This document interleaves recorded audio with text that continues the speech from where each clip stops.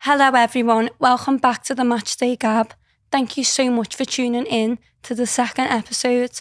So today, the special guest we have on our channel is the creative director of TheRedmenTv. He has accomplished many achievements throughout his career, creating the first world independent football channel. It's Paul Machin. Would you phrase that if you saw that? Well, it encapsulates everything you should do around Jordan Pickford, because you're meant to laugh at clowns. Yeah. And Jordan Pickford is one, and Andy Robertson is seen as like, oh, I'm a big guy. He puts on an act, Pickford. Yeah. And some people are thick enough to fall for that and think like he's got passion, or he's got some hidden depths. He's not. He's a moron. And Andy Robertson rightly laughs in his face. Yeah, because that's how you deal with people like that. Is that you don't. He's hoping Robertson will square up and get angry, retaliate. But he just went, listen. No, I've got better stuff to do. You're a pathetic specimen, and you haven't got normal-sized arms for the goalkeeper, so you deserve laughing at him. Not often. I've been seeing loads of things like T-Rex, like people putting like what is a Toy Story, like putting heads on him. I just thought, you know what, the derby was just set me whole week off because I was just in a happy mood. So the next topic I do want to talk about is, it's kind of a big one. You can have loads of key points of like what you can talk about, but why are we so original? And when we had our meeting, you said about how creative we are, even as a city and a club. Yeah. I know. I totally agree with that, because I travelled the length and breadth of the country. I've travelled Europe, travelled the world following Liverpool, and I've seen countless football fans from God knows how many football teams. And you see, when you just go to Anfield, to be honest, like no one's got songs. They've all got the same songs. They all come. There's like 5 or 6 songs that every football team outside of Liverpool has. And I presume they think they're the ones who invented it or whatever, but it's so generic and it's so boring, and there's just something different. I noticed it most of the Champions League final when we played Spurs, and we were walking around, me and my dad walking around the streets of Madrid, and we catch little pockets of Spurs fans, and they'd be outside the pubs in like, 5s and 10s or whatever, and singing a couple of like Cockney-ish knees up ditties. But largely it was like, he's one of our own, Harry Kane, he's one of our own. Great, brilliant, well done. You've got a player. That's it. Yeah, well done. Everyone, again, outside Liverpool has got a player, local player in the team. It's all personalised, they all sing that song. Whereas Liverpool took 70,000 people to a square and watched Jamie Webster do a gig, which was like Nebworth for Scousers. It was that was, you had 5 or 6 artists, you had Liverpool performers, you had all kinds on there, you had everything from like Harry DJing on that stuff, and you had the Anfield Rap on stage, and you had again Webster and co. Like we put on our own festival ahead of a Champions League game. We did it in Kiev. There were no flights. You can get flights to Kiev, and somehow we managed to take tens of thousands of people to the square to go and put on effectively a variety show ahead of a Champions League final. There's something in this city.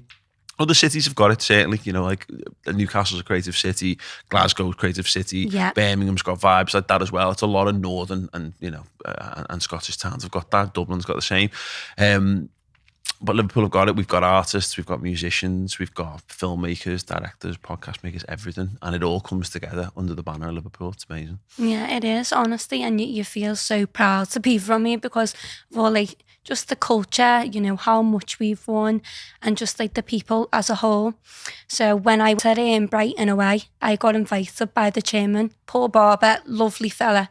And he was from Brighton himself, but he married a woman from Crosby, and basically like we're in the director's box, the biggest thing I've ever been into. You've got John Barnes there, you've got the Mayor of London, and I was like gobsmacked. And then it was me, my brother and my dad, and we got like all our meal, and it was just lovely like meeting everyone. But we spoke to Paul, and he was like, oh, I'm so glad that you're here. He said, oh, my wife's from Liverpool. And I was like, oh, but where is she? Like, I'd love to meet her. You know what was so amazing? His response was like, she's in the away end with all the Liverpool fans. And I just thought, you can't take the Liverpool out for us, can you? No, genuinely not. You know, and that's the thing, it never leaves you. There's people who support the club to all different levels. There's people who watch every minute of every game, and they'll watch the unders, and they'll watch the women's team, and they'll watch the academy stuff, and then they'll go back and watch all games on their off time, and then they'll get home and they'll watch match of the day, and then they'll get up in the morning and watch it again on the Sunday. But then there's people who just, you know, they support it as kids, it's in the blood, and it was just in their family and whatever. Yeah, that's it. It's something about Liverpool that's, for me, it stands it above. There's other clubs like it, but there's not many. And as you said, like, there's nowhere else that you're going to get. You've got like the Albert Dock, you've got St George's Hall, and like the lava bit. You know, when we had the parade, all the fireworks going out of the lava bit. Like, what a statement. No, it's true. And there's like been a new crop of just incredibly talented Scousers, and not just Liverpool fans, but just people coming out of the city. You think like Jodie Comer, you know, winning awards left, right, and centre. You got Katarina Johnson-Thompson, who's cleaning up at the, you know, athletics and what have you. You've even got someone like Chelsea Grimes as well, who was the most single talented human being I think I've ever met. They all actually went to St Julie's, which is even more crazy that like one school in Liverpool managed to generate some of the most talented people of all time. But you know, in addition to that, you got Paddy the Baddie, you got Jamie Webster. You know, it's a real hot spot at the moment. You know, Liverpool's fame for the obvious things, the fame for the 60s, the fame for the Beatles, you know, and obviously fame for Liverpool Football Club and what have you. But there's like been a major Scouse renaissance in the last decade, and it's just incredible. Yeah, that's it. Like, I do want to talk about the Cop. So what is so mad, we did sing "Oh When the Reds Go Marching In," but the second song after that in the 1960s, we actually played "She Loves You" by the Beatles, and everyone's just swearing. My dad used to say that the Cop was just like the swarm of people, and people would come each time, and you turn each corner and see the same people. It was just mad how it is. And then now they've got obviously like the safe standing and the building on the Annie Road, like the development of the club's been amazing. I was only a kid when they got rid of the standing Cop, so I never got to watch a game on it. I've been on it, but like on a school tour back in the day. But I was there for the last game in the Cop, but I was in the main stand with my dad at that one. But he always used to tell me about that, like it was like a living, breathing animal, and you would get swept away in it, and that was like part of the beauty of it. And that's one of the things that happened since Jurgen's come in, is that I've been on the Cop now for well over a decade, and it was rubbish. We used to sit down for every game, and the steward would make you sit down, and it was quiet, and it's impossible to sing because there's no room in the seats in the Cop. No. You are shoulder to shoulder, knees pressed in the seat in front of you. It's the joke how I went to a school, we used to have to sing hymns in the morning, and they made you stand up because no one projects the voice when they're sat down, scrunched up. You get up and you go to church, you get up to sing. That's one of the things.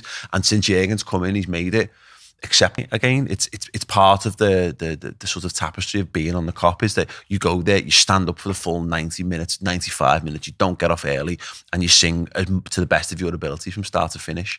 And it's not been great this season, but year on year since Jurgen came in, it's gotten better and better. Their topic, which is why I did approach her, which I'm made up that you wanted to come on because I really inspired what you do. So first of all, when did the RedmenTV start? So it's random that you should say this. I don't know why I didn't bring it with me, because I found it this week. I was up in the loft in ours and I found the original treatment document that I wrote for it, which we took to LFC TV. And I think I wrote that in 2009. So that was like the original idea. I think we'd done a little bit of filming maybe in the 2008. We'd gone to like Williamson Square, took a camera, tried to interview some people outside, and it was abysmal. I hate doing that. And then, you know, it was always an idea that was ticking over in the back of my head. Took it to LFC TV, got loads of interest, and then it never really materialised. A long story, I won't get into it here. But it kind of ended up, we made a pilot for it, and we got really good feedback on it, and then nothing happened. And I was kind of lit a bit of a fire under me, to be honest. It was sat there and I thought, I think it's quite good. You know, It was well different to what it is now. It was more of a sketch show at the time. It was a bit more of a comedy show with inserts and a few interviews and just some general, it was more funny. It was well more funny than it is now, particularly because Liverpool have been crap. But so we did that. It was sat on a shelf in mine for about 6 or 7 months. And I was signed off work. I had shoulder surgery, and I was kind of kicking around, like bored with nothing to do. And I was like, right, I'm gonna pull this into something. And around that time, like YouTube was starting to get popular. But YouTube in 2009, 2010 was very much like what TikTok and Instagram is now, where it was where you saw like funny animal videos. What no one really thought about, oh, there's channels, or you can go and put loads of boss content on there. It was bigger in America. It hadn't really taken off in England at all.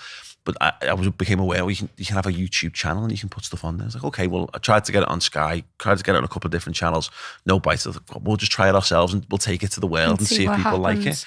And that was it. Summer 2010, we put the old stuff that we'd done, we split it up into segments, put that out, had decent feedback, and then started making new episodes during the South Africa World Cup. And then we just ran from there, basically. Yeah, and like as I said, one thing that really sticks out to me, like the bond you've got with Chris of when you started. But you started at first doing like little movies, didn't you, for like your uni work and stuff? Yeah, so it was always an interest you wanted to go into. Yeah, absolutely. I dragged Chris kicking and screaming into this like he was my best mate. And I the problem is we always used to say, like, if you're a musician, if you can play guitar, you can just go and play guitar. But if your skill is like directing, you need somebody to point a camera. Definitely. So I had no choice but to kind of like, I didn't want to do it on my own, but I wanted to kind of be more than that, because LFC TV at the time was always one presenter in front of the camera, and it was so boring. I was like, well, if we can get every great like football and independent show at the time had two people. Fancy Football was Badil and Skinner. You had Soccer AM, which was Helen Chamberlain and Tim Lovejoy, and even like in movies you had Wayne's World, which was Wayne and Garth, and like you need someone to bounce off. So I was just like, basically said to Chris, right, we're doing this, and he'd been in like shorts that I'd made and all that kind of stuff previously, but this was one where we could he loved Liverpool as much as I did, so we could get together, chat about the Reds and have a bit of fun. It was great. Yeah, just getting, everyone seeing your reaction to like how much you love the Reds, like what you can make, and like making a funny side to it as well. It doesn't have to all be serious. Well, we were look, people forget this, but summer 2010 was the height of the ownership protests. Yeah. So people were going to Anfield. People hated the owners at the time, and people were going to Anfield en masse and staging protests, physical protests outside the ground. People had made black standard corrupted shirts. There was Help Save at Liverpool FC. There was Spirit of Shankly were starting to rise as well. They were getting people on the steps of St George's Hall and doing big rallies and all that kind of stuff. And we started going along to cover that because no one else was covering it, because it was important to us. And I remember kind of feeling like Spirit of Shankly and Help Save LFC have got this. They're going to go and do the political side. They're going to go and do like the real dirty work of it. We're just going to go make fun of the owners, and we're going to try and and make, not because the Scouse way is not to go and be horrible and nasty and vitriolic.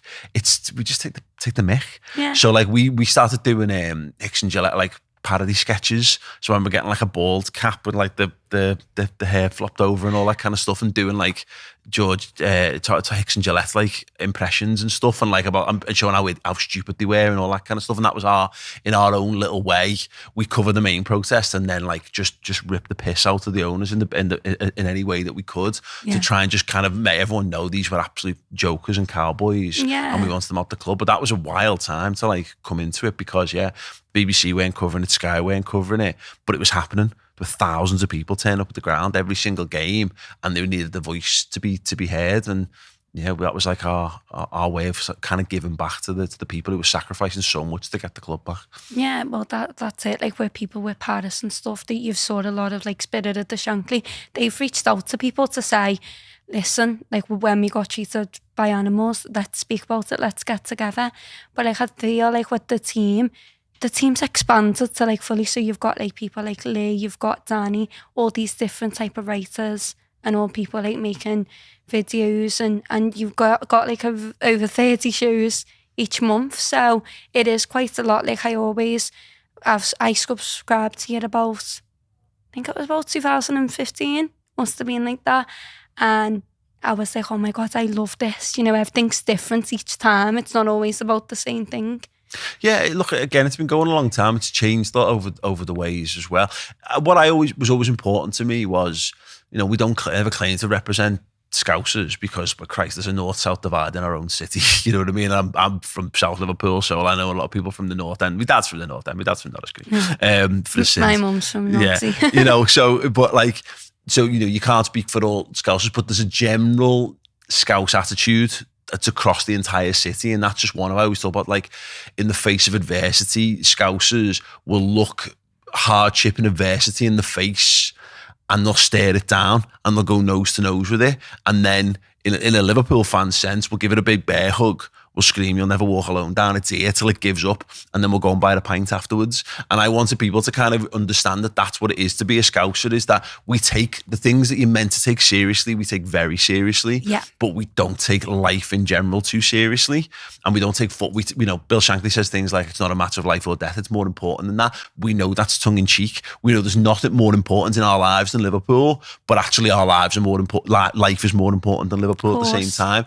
And it's a really difficult concept for people to understand, but I just wanted people to see the conversations that we were having in the pubs, like that me and my dad were having every Friday night. We'd go to the pub for a pint, and we'd set the world to rights around Liverpool, and we'd go into the weekend bouncing for the game. And I know me and my mates are doing that for the midweek in the Champions League games. Everyone does it in the city. You know, we're recording this on a Friday night. Town is chock full of Liverpool fans having a boss time, talking how Liverpool are going to beat Newcastle, or Liverpool are going to turn it around, they're going to win the European Cup. That's what I wanted people to get a sense of from outside of Liverpool, because that doesn't translate when you just watch the footy on a little screen or on a telly. It's just a television show. It's just a form of entertainment. There's more to Liverpool than just being a normal football club. Being a scout, not being a Scouse is not necessarily important to being a Liverpool fan, but that Scouse attitude goes through the football team into the fan base and around the world. Yeah, but like the love for Scousers, a lot of our supporters are globally. So like you get people from America who like will sit up at 2 a.m. and preview it, but then they also see the different sides of things.